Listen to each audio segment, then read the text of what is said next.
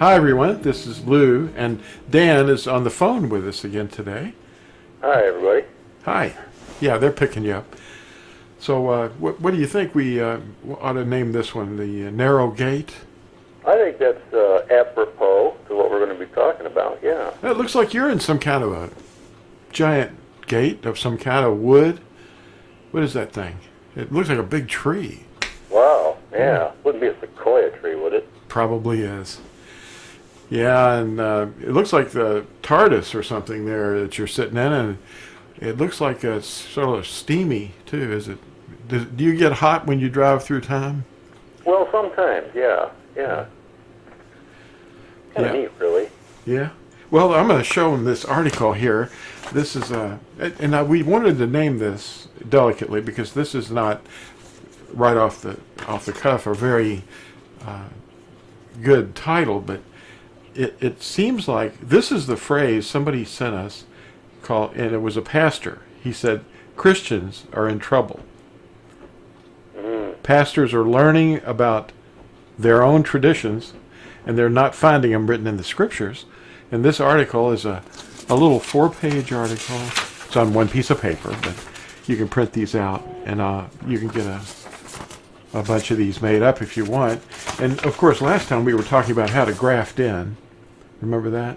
That was fun. Yeah, I remember that, yeah. Mm-hmm. Yeah, disobedience is not what he's looking for.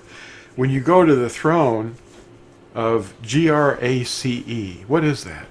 That means the kindness, the throne of kindness. That doesn't mean the throne of lawlessness. No, it's unmerited kindness. I mean, we don't deserve it. Yeah, we don't. No. Yeah. So, anyway. Also, another thing, too, we got to remember, and I just wanted to point this out real quick, you know, if we go to that throne of kindness, that's not a license to be illegal, to keep on doing what we shouldn't be doing. That's right. You know, what is it that people say when we say, you know, he has a name? And they think, oh, you must be a Jehovah's Witness. No, I'm not, but I am a witness, ambassador, I guess, for the coming reign of Yahusha. But they don't seem concerned. They say it's been lost or something. But what is it they always insist on when you use the name of Yahuwah or Yahusha? They say, well, a lot of times they'll say, well, we speak English, or we don't see it that way, or, oh, he knows who we mean. Mm-hmm. And it's like, you know, that's the creation is naming the creator. I think that's a bit backwards, don't you? Yeah, and when you ask them this question, what is his name? And they say, well, it doesn't matter because we don't speak Hebrew. Well, what was the name of that invading army's king from Babylon that carried him away for 70 years? What was his name? They might know. Yeah. They might know that name. And they might know the name of the guy that wrote the book about the, it's about 12 chapters. The Catholics have 14 chapters in it, but it starts with a D, and your namesake is involved. What is that name? Is that Daniel? Could be. Yeah, the lion's den and all that. Well, if they know that man's name, and we could go on and on, Abraham, Ishmael, you know, any number of Hebrew words that are our names. But there's only one name that you'll encounter that opposition from. You know, why is that? Yeah, that's interesting. We speak English. You can't say, we don't know what Daniel's name is because we don't know how to pronounce it. What? See, the logic, the sophists have trained them so thoroughly that they keep repeating a lie so often that it's believed.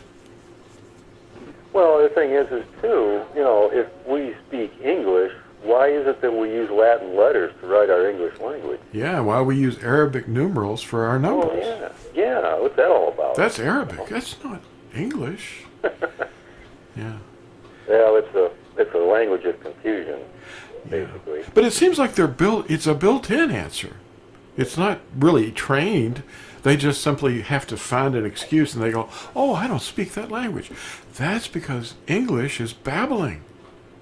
Yes, it is. And they don't seem to know. Yeah. A babbling lip. They hear a jabbering lip. a jabbering lip. Yeah. But Portuguese and Japanese or whatever, they're all babbling, and so is English. Yes. So why is it that the Hebrew name of the Creator is not known? Well, there's a certain guy out there that really didn't want it to happen, Yeah. and he wanted to suppress that name, and he wanted to draw the worship and exaltation to himself. Oh, you know what? You know what shirt I'm wearing today? Let me turn around for the camera here so they can see it. Ready? You got the name on that shirt, don't you? Yep. Uh-oh. Oh, there's the name on this this banner here too. Now remember, these are letters. They're foreign letters. There's 4 letters. Tetra means 4 in Greek. Grammaton means letters, and they call it the tetragrammaton, but that's Greek. Well, there's the Y. There's an H. There's a U, and there's another H. So it's Yahuwah in 4 letters, and it's pronounced Yahuwah. It's so simple.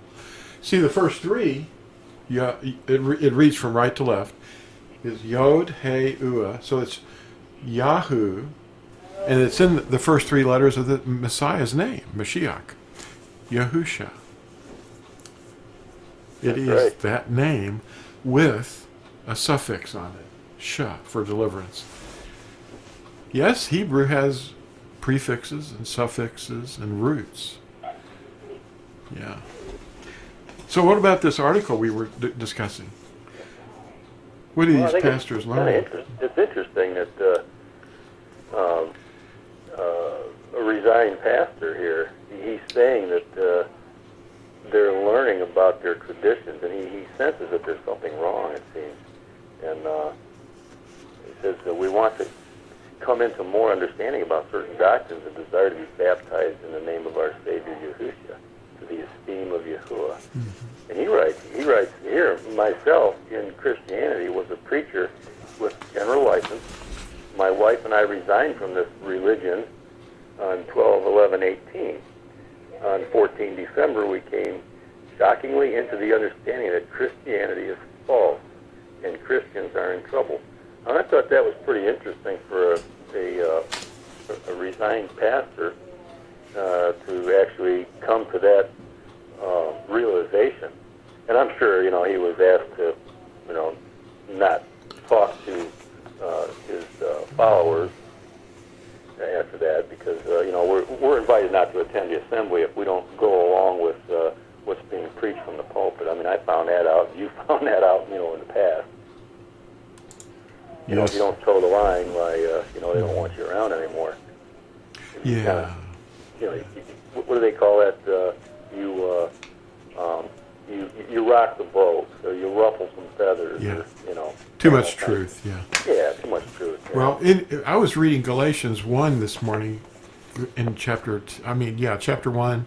Galatians 1:10 says, "Am I now seeking the approval of men or of Elohim? Or am I striving to please men?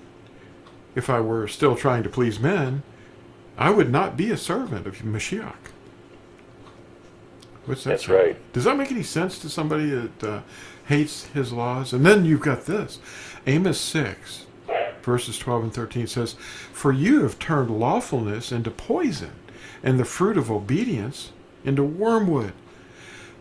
Who are rejoicing over a matter of error, who say, have we not taken the horns for ourselves by our own strength?"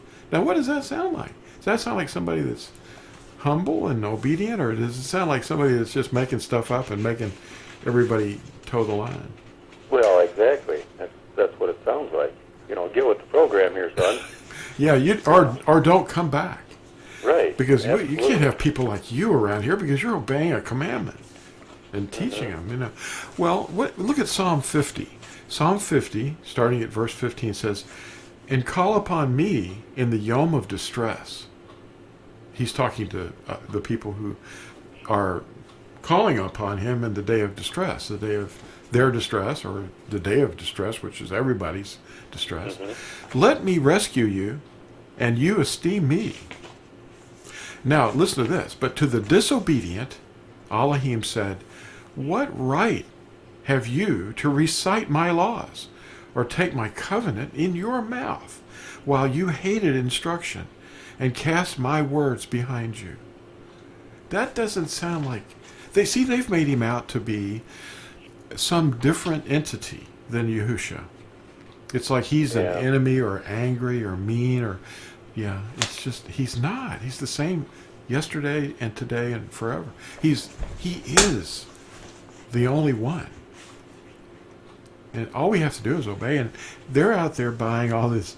I got this catalog in the mail from a company. I don't know how I got on their mailing list, but they were selling this spiritual stuff, and they were promoting all the buying and selling of the decorations for the next fertility festival. The bunny rabbits, and there was a big steeple in the background too.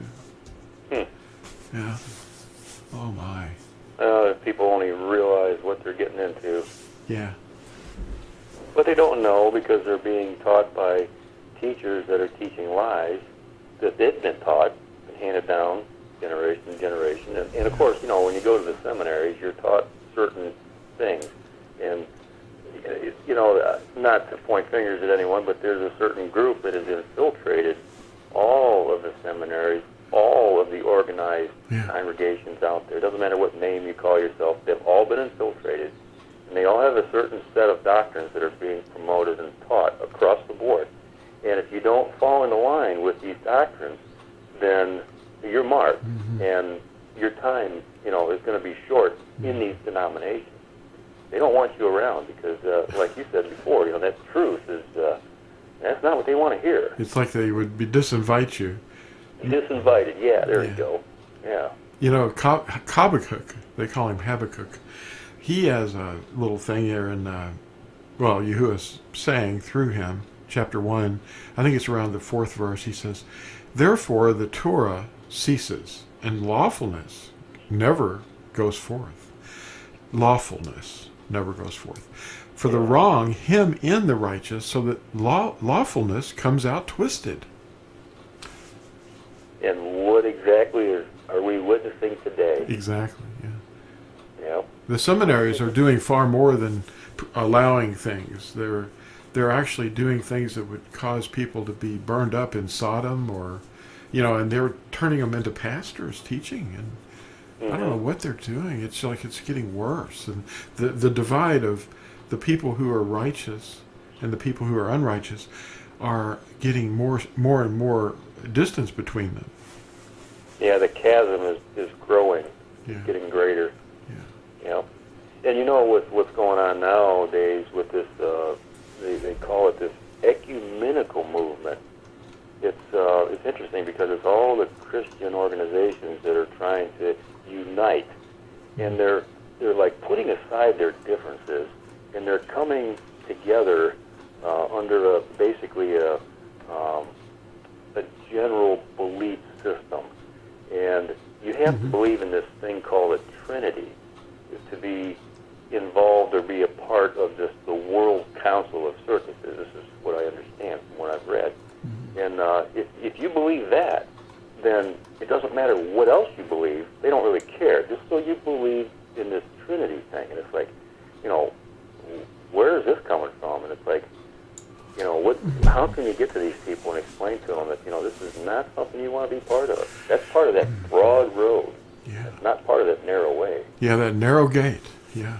Yeah. Enter by the narrow gate. Now, he is the gate for the sheep. Yes. So he is. His rod and his staff. Well, one of them is for protection of the sheep, and the other one is to prod us. It's a little poker. Sure, in the right direction. Goad you. Yeah, he's goading you. We're not trying to accuse anyone personally, but the false teachers are out there. That Christian pastor that resigned, that said Christians are in trouble. He's the one that gave me this title, the title of this article. But the thing that they're perceiving, and I mentioned this in the article, that they perceive a circular pattern to their festivals, and then they discover the outward crust is only masking their true origins, which is the worship of the host of heaven. the circular pattern of Christmas, New Year's, Valentine's, EASTER, the bunny rabbit thing, Mother and Father's Day, birthdays, Halloween. These are all celebrated worldwide, and merchants promote each of these fertility festivals many weeks ahead to glean as much as possible from the sleeping crowds being fleeced. And the pastors sit and watch, never blowing the shofar to warn anyone, and their doctrines are built on sand and do not follow the scripture of truth. So their witness is without a firm foundation. And if you begin to do what is written in the Word, they ask you to depart from their assembly. Christian pastors are resigning all around the world to serve Yahusha, not their denomination's orders. One recently gave this type of testimony, and it's living proof. And that's a good thing, though. It is. That there's some that are actually realizing the road that they're on, and they're seeing what's wrong with their traditions, and it just people are just so caught up in that stuff. They don't even have to think about it. They're just programmed. This is what we do. Well, like you said before, the Roman calendar is like a dragnet, and everything is based on that Roman timeline. When to do this, it's like if you go to a Catholic organization, which you and I are both raised in those. Yeah. What is it? Sit, stand, kneel. Sit, stand, kneel, and you say what you're told to say. Yeah. And it's like zombies. It's brainwashing, and and they see it everywhere. All these organizations are like that to some degree. Yeah, they have an annual cycle. It's just a big circle. That's what we pointed out in this circular pattern in their festivals. Yeah. Absolutely. It just rolls around, and it's a whole system of concealed fertility.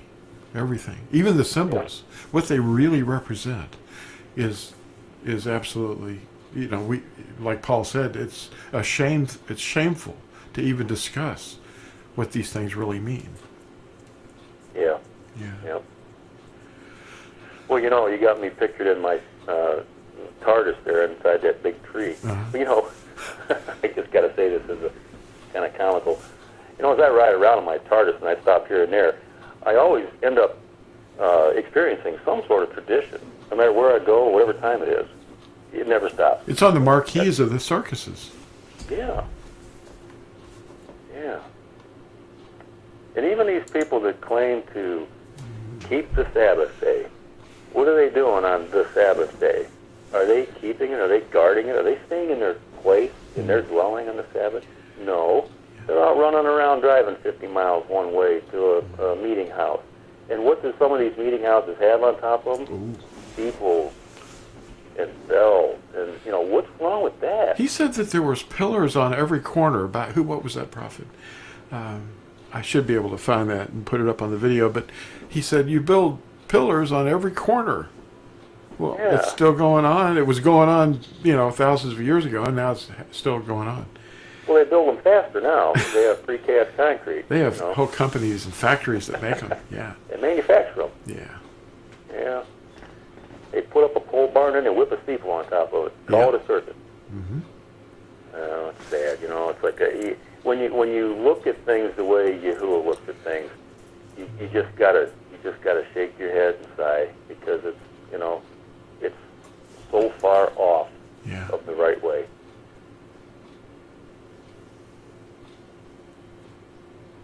Yeah, they just they're asleep. It's not their fault. I mean, we're not judging them either, because when in the days of Gideon, remember all the tests that he had to put the people through. There was 32,000, I think, to start with, and they were like outmanned like 4 to 1 or something, maybe more.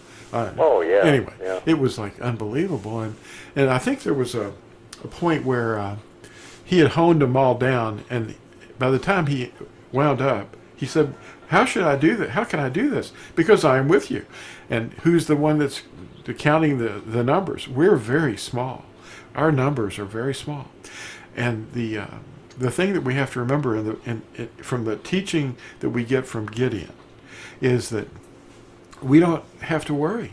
because we're not judging them. And the men that went into the battle were only 300. And the 300 weren't really touching anyone. The enemy destroyed themselves. It's like the world to come is going to be taken out by Yahusha. We're not going to have to hurt anyone, but he's gathered us.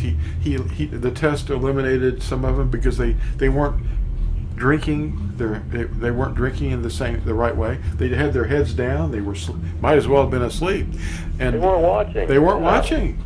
Yeah. So the people who have their heads up and are watching are alert and they're testing things but watchfulness is very important. Well, you said a key word, testing. They were testing doctrines that were being taught from the assemblies. They were seeing, like the Bereans, they were seeing what was according to Scripture and what was man's ideas and traditions. That's very important nowadays. I mean, you listen to everything. You've got to discern where that teaching is coming from. Does it add up? Does it have the right foundation? Or is it built on sand? It won't be around, because when he comes back, these things that people are arguing over, like steeples or what day or what his name is, there's only going to be one name, and they think it's going to be JESUS, but they haven't tested it. And all the things that they argue about, it's not going to amount to anything. It's nothingness.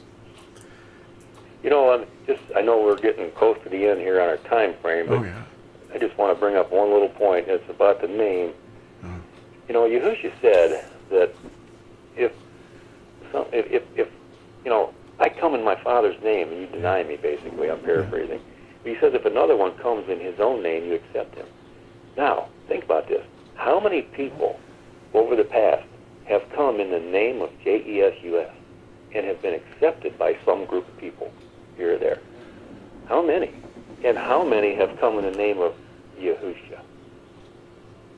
You ever wonder about that? Well, that is, yes. But then the test that they always present you with is, well, I've been healed, or somebody I know was healed when that name was spoken. It isn't the words that are coming out of your mouth that are inaccurate. He knows that. He winks at that. That's what he told us in Acts chapter 17. Paul was saying that he winks at your ignorance, but he still feeds you, and he still loves you, but he's not going to tolerate this forever. He's going to extinguish all life and that is not submitting. Right. And when Gideon won with 300 men, the men weren't the reason that the enemy was overcome. The Midianites were all destroyed because Yahuwah took them out. He made them so filled with fear. And when he appears in the sky, coming, a lot of people are going to die from just sheer heart attacks. Oh, yeah. When the sun goes dark and the moon looks like blood. Only once, not 4 times like they say. Just one, yep. 4 blood moons, yeah. See, that's all misdirection. We're not looking for those things. We're looking for him, and because he's our inheritance, and he cares. We'll know in our hearts. We know that he loves us. Not because we obey his commandments, though, but we obey his commandments because we love him. It's like you were saying, the only thing that we have that we can give back to him. That's right. Yeah, because we the only thing that we have of ourselves is what he's given us. Yeah. And he's written that love for his Torah on our hearts. That's the only thing that we can give back to him. Right. Well, I'm going to go ahead and say goodbye for the audience here and remind them to pick this article up. And it sounds kind of scary, but I think you're going to find a lot of truth in this. So thanks for watching, everybody, and we'll talk to y'all later.